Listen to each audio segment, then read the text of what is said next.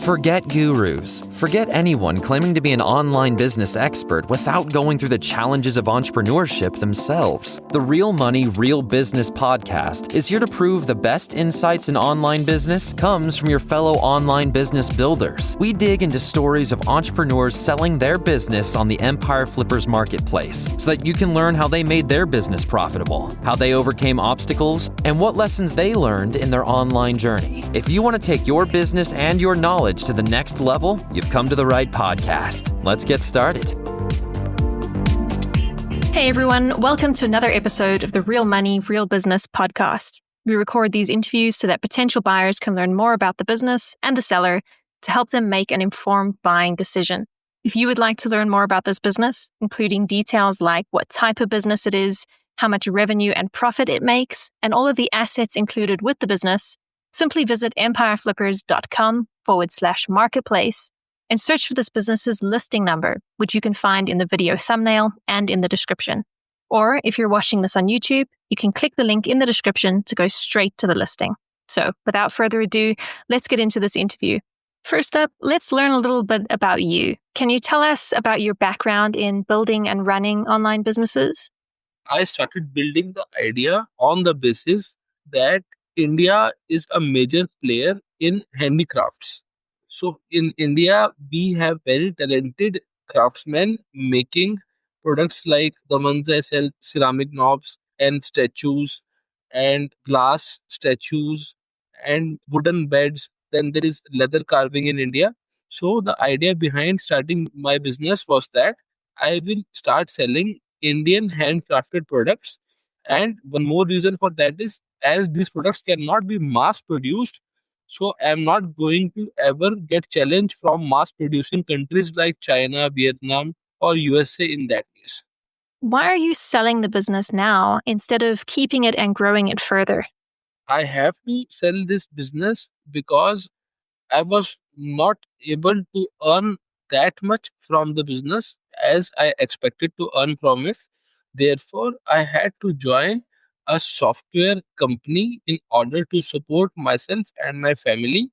But this business is profitable and I know that it can be grown a lot.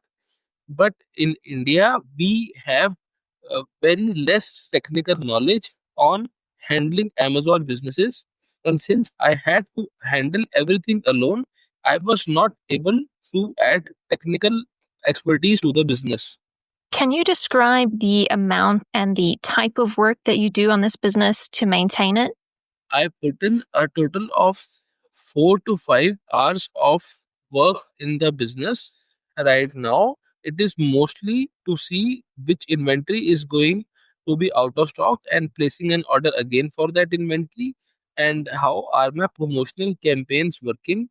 And if a knob is selling too fast, I have to reduce the advertisement, and if some product is selling too slow, I have to increase advertisement on that product. And I have to keep the coupons active, only maintenance activities. So if you were to keep this business, what are some of the ways you would try to grow it? If I were to keep the business, the first thing I would invest is on PPC optimization and then introducing different kinds of advertisements which are available on Amazon. Then I'll start with off Amazon advertisement.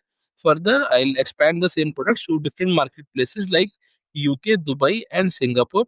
Further, I will add new products in furniture categories like hooks and handles, which coincide with the same. Right. And what would you say are the biggest risks with this business that buyers should be aware of? The risk in the business is that sometimes a specific product would initially sell very slow and it would start selling very fast in due course of time. So inventory going out of stock is a big risk.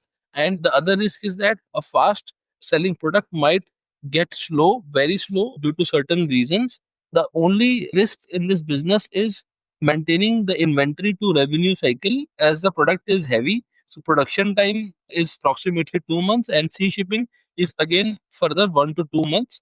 So the revenue to sell cycle is 4 to 8 months. That is the biggest challenge. How much support are you willing to offer the buyer who acquires this business? I am willing to share the contacts of all my suppliers to share intricate details of how the screws are packed, when do we bubble wrap, when do we plastic wrap, what is the strength of the boxes in which we pack, which shipping company do we use, and which old products which we had discontinued due to money, I can help to reintroduce those products. And further, I'll be available over call even after a period of 6 months. The buyer can call me anytime for any kind of support. Are you open to negotiating something like an earn-out agreement? I would be very open to earn out payment structure. First of all, yes, it gives me a small constant income. And second, I can always be connected to the business which I had started from the very beginning from my hands. And I would always love to be with the business, and I only have to sell it because I am unable to scale it alone. If I can be with the business and I can be paid for that, it would be a very big opportunity for me. Okay, final question. If you had to put yourself in the shoes of a buyer, why is your business a business worth buying? The business is worth buying because you do not have competition in terms of manufacturing from China, Vietnam, or any other mass producing country. Secondly, the business has a high scope of growth because the business is not technically optimized, especially in terms of PPC within Amazon and off Amazon.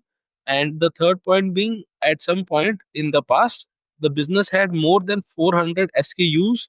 In that 400 SKUs, 30, 40 SKUs were performing very, very fast. They were very high profit giving SKUs. So that data is still in the business. The one who has good knowledge of extracting old data and who has good knowledge of PPC campaigns can expand the business very easily. And further, the last point being, the same products which are active on the business can be replicated directly to other marketplaces like UK, Dubai, Singapore, Africa, and Australia, and they'll start selling straight away because the number of reviews for most of our products are more than 200, which is a social enough proof that the products sell. The customers rely on the products.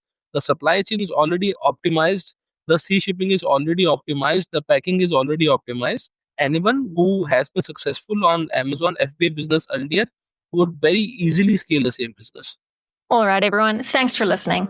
To learn more and see if this business is still for sale, head over to empireflippers.com/marketplace and search for this business listing number, which you can find in the video thumbnail and description.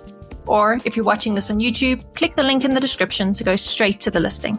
Once you've unlocked this listing, you'll find everything you need to know about this business. So, thanks for joining us. See you next time.